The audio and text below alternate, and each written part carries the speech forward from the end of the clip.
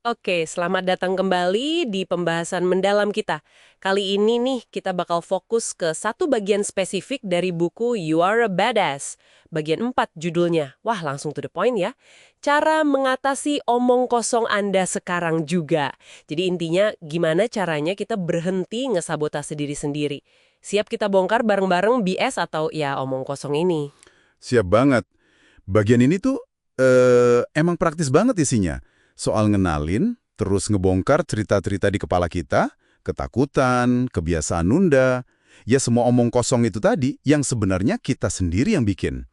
Itu langkah penting banget sih buat hidup sesuai potensi kita. Bukan sulap ya, tapi soal sadar dan berani. Iya, persis.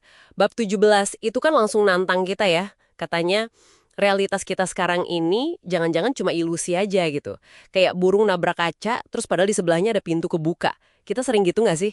Sering banget. Kita semua punyalah kerita andalan. Misalnya, saya nggak bakat. Atau udah telat lah mulainya, nggak punya modal, nggak punya kenalan. Cerita-cerita ini rasanya nyata banget, padahal seringnya cuma keyakinan lama aja yang udah usang. Penulisnya bilang kayak sekoci penyelamat tapi isinya kotoran. Ngasih rasa aman palsu tapi ya bikin kita nggak kemana-mana. Jadi inget latihan fokus warna yang pernah Anda sebut. Kalau kita disuruh cari warna merah, terus ditanya warna kuning, blank gitu ya. Apa karena kita emang milih fokus ke cerita negatif itu? Tepat. Apa yang Anda fokuskan, itu yang bakal berkembang. Latihan warna itu kan cuma ilustrasi simpel ya. Gimana fokus kita itu ngebentuk cara kita ngelihat dunia. Jadi nggak kelihatan deh peluangnya, si warna kuning itu, karena kita keburu fokus sama warna merah sama batasannya. Makanya penting banget nanya ke diri sendiri. Cerita negatif apa sih yang saya ulang-ulang terus? Terus untungnya apa buat saya? Jangan-jangan cuma biar nyaman, nggak usah berubah. Atau biar dikasihanin, atau alasan biar nggak usah coba. Oke, oke. Jadi langkahnya jelas ya. Pertama, sadari dulu ceritanya. Terus bongkar manfaat palsunya apa. Ketiga, tulis ulang. Jadi cerita baru yang positif, yang nguatin kita. Jadi afirmasi gitu ya. Dan yang penting, begitu cerita lama muncul lagi, langsung ganti. Jangan dibiarin. Harus sigap ganti kasetnya. Nah, ngomongin cerita BS ini seringkali kan jadi alasan buat nunda ya. Ini dibahas di bab 18. Kayaknya nyambung banget ya. Nyambung banget. Rasa belum siap, belum mampu, itu seringnya cuma kedok aja. Kedok buat nutupin rasa takut buat nyoba, takut gagal. Yaitu bagian dari cerita BS tadi. Ingat aja kutipan kuncinya. Kalau Anda serius mau berubah, Anda pasti cari cara. Kalau nggak serius, ya Anda cari alasan.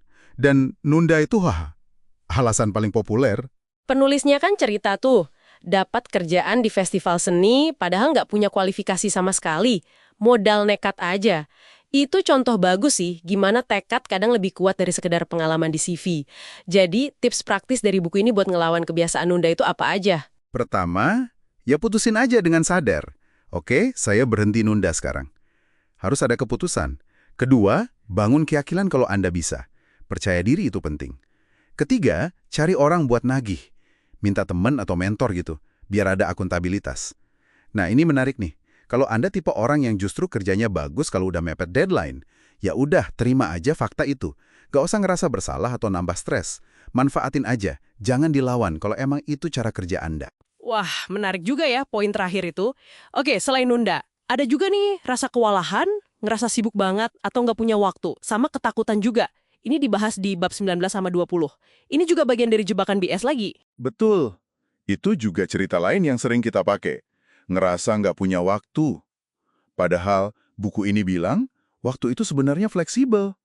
Kuncinya ada di prioritas sama cara ngaturnya. Jadi, hargai waktu Anda. Berani ambil keputusan cepat. Terus, pecah tugas gede jadi kecil-kecil. Biar nggak kelihatan serem. Istilahnya chunking ya. Dan jangan ragu buat minta tolong atau delegasiin tugas kalau emang bisa. Intinya, ambil alih kendali waktu Anda.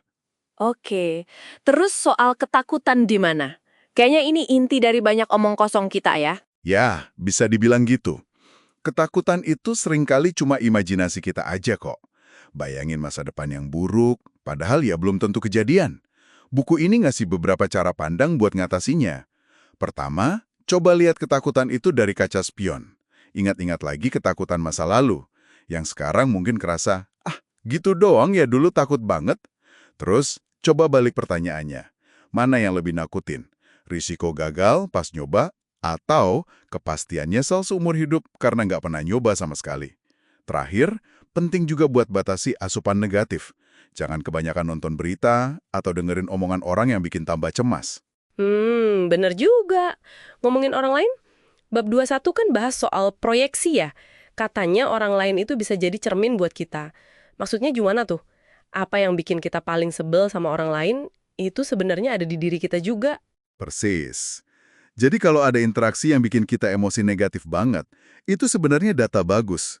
Daripada cuma nyalain orangnya, coba direfleksi. Tanya ke diri sendiri, bagian mana dari diri saya ya yang mirip kayak dia?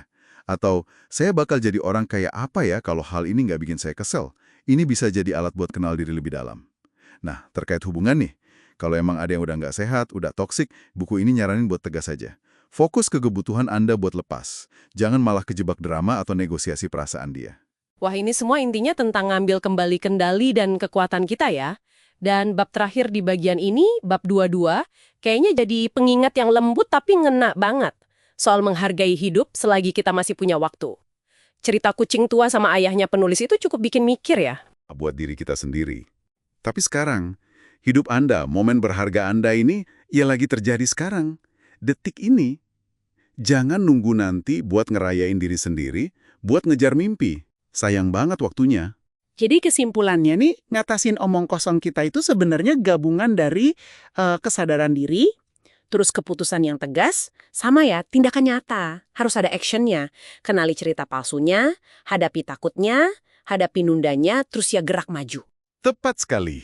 Kekuatan buat nulis ulang cerita hidup Anda itu benar-benar ada di tangan Anda sendiri kok. Pilih aja buat ngelepasin semua drama internal dan BS yang selama ini nahan Anda. Terus, ya ciptain realitas yang emang benar-benar Anda pengen. Dan mungkin yang paling penting dari semuanya, cintai diri Anda. Lebih dari Anda cinta sama drama Anda sendiri.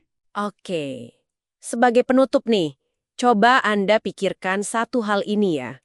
Satu kebiasaan kecil aja, sekecil apapun, mungkin cuma butuh 5 menit sehari. Kebiasaan apa yang bisa Anda ubah atau mulai hari ini juga buat mulai ngebongkar satu aja omong kosong terbesar yang nahan Anda. Coba dipikirin, terus langsung lakuin. Sampai jumpa di pembahasan kita selanjutnya.